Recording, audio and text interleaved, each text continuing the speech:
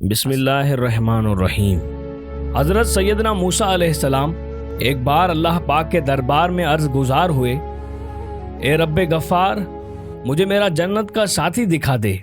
اللہ کریم نے فرمایا، فلاں شہر میں جاؤ، وہاں فلاں قصاب یعنی کسائی تمہارا جنت کا ساتھی ہے۔ چنانچہ حضرت سیدنا موسیٰ علیہ السلام وہاں اس قصاب کے پاس تشریف لے گئے۔ جان پہچان نہ ہونے کے باوجود مسافر و مہمان ہونے کے ناطے اس نے آپ علیہ السلام کی دعوت کی۔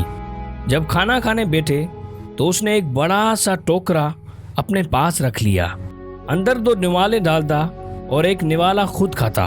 اتنے میں کسی نے دروازے پر دستک دی۔ قصاب اٹھ کر باہر گیا۔ حضرت سیدنا موسیٰ علیہ السلام نے اس ٹوکری میں دیکھا تو اس کے اندر بہت بوڑھے مرد و عورت تھے۔ حضرت سیدنا موسیٰ علیہ السلام پر نظر پڑتے ہی ان کے ہونٹوں پر مسکراہٹ پھیل گئی۔ انہوں نے آپ علیہ السلام کی رسالت کی گواہی دی اور اسی وقت انتقال کر گئے۔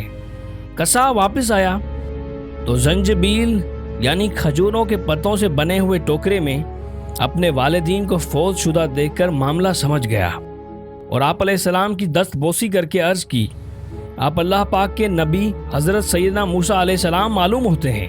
آپ علیہ السلام نے فرمایا، تمہیں کیسے اندازہ ہوا؟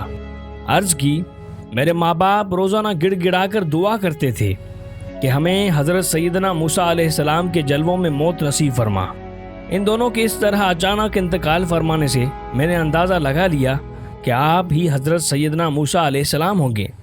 قصاب نے مزید عرض کی، میری ماں جب کھانا کھا لیتی تو خوش ہو کر میرے لیے یوں دعا کیا کرتی تھی، میرے بیٹے تم جنت میں حضرت سیدنا موسیٰ علیہ السلام کے ساتھی بنو گے۔